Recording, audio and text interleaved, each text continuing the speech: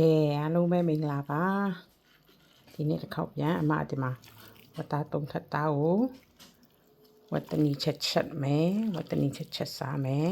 အဲ့တော့လိုက်ကြည့်ပေးနော်အရင်နတ်လိုက်ဦးမယ်အစားပလာနေပြီးတော့မှအရင်နတ်ထားလိုက်ဦးမယ်ဒါချင်းချက်သွင်းဖြူအယောင်တင်မုံနည်းနည်းထည့်မယ်စနုံနည်းနည်းထည့်မယ်စားနည်းနည်းထည့်မယ်အရတာမှုတ်တော့မထည့်တော့ဘူးသူကခဏကြာရင်အချိုးပါမယ်ဆိုတော့လေဒါနည်းနည်းထည့်မယ်ပြင်တော့နေလိုက်မယ်နာလေးနေပြီးတော့မှအောင်မိနစ်30လောက်နတ်ထားလိုက်ဦးမယ်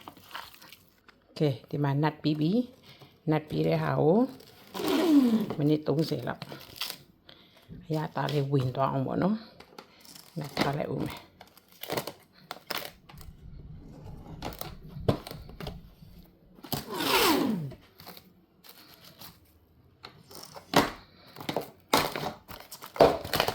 ကဲခဏလေးနတ်ထားလိုက်ဦးမယ်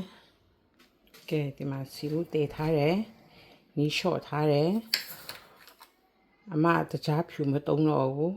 brown sugar ကိုတုံးမယ် brown sugar လက်စွန်းလောက်ထည့်မယ်ပြီးရင်နီးအေးလေးနဲ့တော့ပြလိုက်မယ်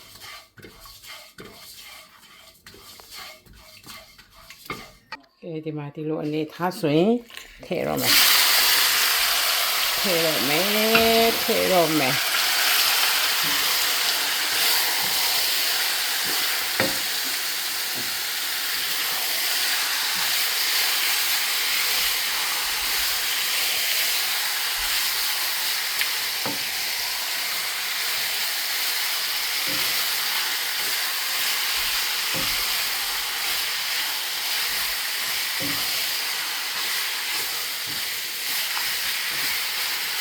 ဒီကအရေးတွေထွက်အောင်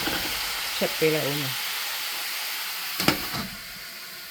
ဒီခုဖွင့်ကြည့်မယ်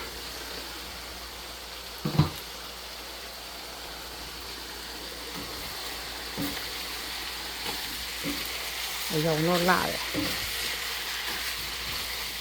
ဒီကအရေးတွေအရင်ထွက်တယ်ဝတ်သားတော့တင်းတင်းလေးရှိပြီ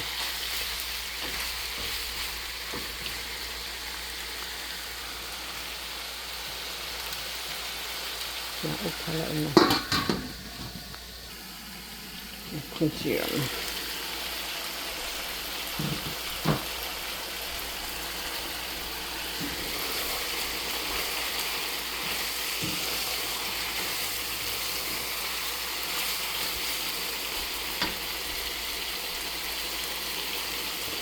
ဒီထိပ်လေးချက်တော့မယ်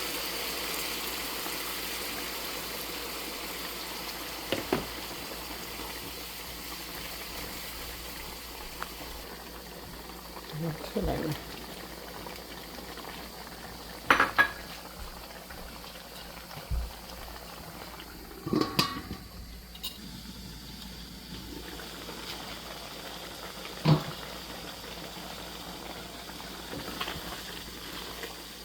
ဒီရေလေးခမ်းအောင်နူးနူးလေးအီလေးလုပ်လိုက်မယ်စောင့်အောင်မယ်ကြားချက်ရအောင်မယ်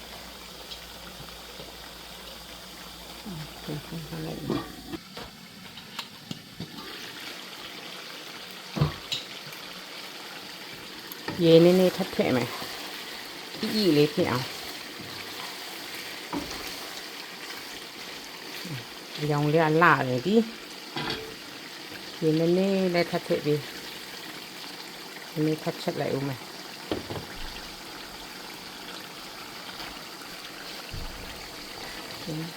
ချက်တူနီလေးနည်းနည်းလေးရှိတဲ့ဟာထည့်လိုက်တော့မယ်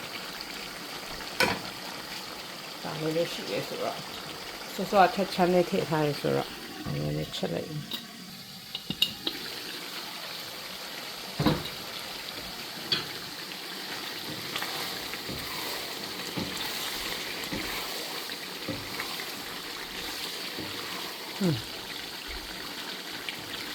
ချိုအီလေး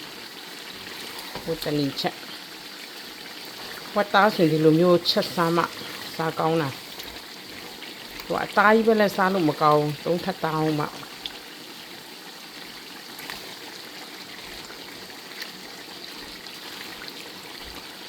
နူးပြီလားမသိဘူး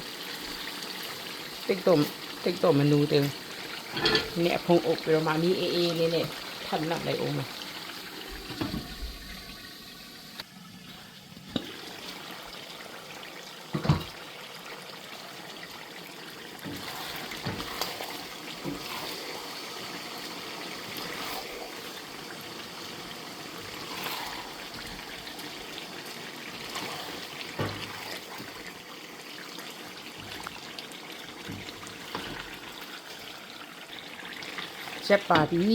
ချက်ပါပြီနူးနူးအီလေး